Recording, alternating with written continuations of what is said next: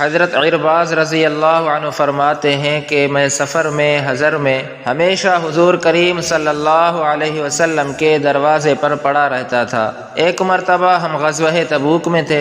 ہم رات کو کسی کام سے کہیں باہر گئے۔ جب ہم حضور صلی اللہ علیہ وسلم کی خدمت میں واپس آئے تو آپ صلی اللہ علیہ وسلم بھی اور آپ صلی اللہ علیہ وسلم کے پاس جتنے صحابہ اکرام تھے وہ سب رات کا کھانا کھا چکے تھے۔ حضور صلی اللہ علیہ وسلم نے مجھ سے پوچھا، آج رات تم کہاں گئے تھے؟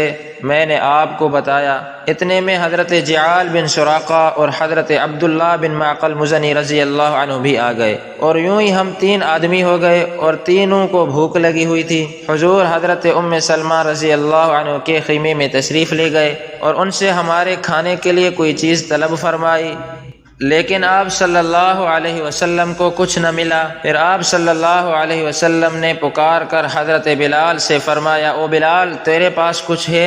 حضرت بلال رضی اللہ عنہ چمڑے کے تھیلے کو پکڑ کر جھاڑنے لگے تو ان میں سے 7 کھجوریں نکل آئیں۔ حضور صلی اللہ علیہ وسلم نے وہ کھجوریں ایک بڑے پیالے میں ڈال دی اور پھر ان پر ہاتھ مبارک رکھا اور اللہ کا نام لیا اور فرمایا، اللہ کے نام لے کر ابھی کھا لو۔ صحابی فرماتے ہم نے وہ کھجوریں کھائی۔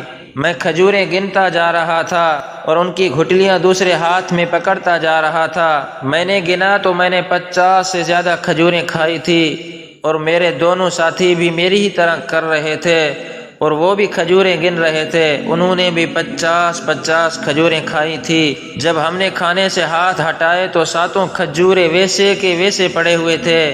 حضور صلی اللہ علیہ وسلم نے فرمایا، اے بلال ان کو اپنے تھیلے میں واپس رکھ لو۔ صحابی فرماتے ہیں جب دوسرا دن ہوا تو حضور صلی اللہ علیہ وسلم نے وہ کھجوریں پیالے میں ڈال دی اور فرمایا، اللہ کا نام لے کر کھانا شروع کرو۔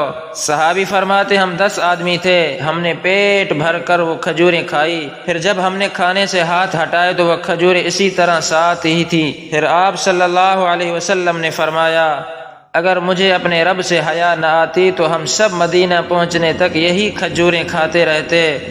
حضور صلی اللہ علیہ وسلم جب مدینے پہنچ گئے تو مدینے کا ایک چھوٹا سا لڑکا آپ صلی اللہ علیہ وسلم کے سامنے آیا تو آپ صلی اللہ علیہ وسلم نے یہ کھجوریں اسے دے دیے اور وہ کھجوریں کھاتا ہوا چلا گیا۔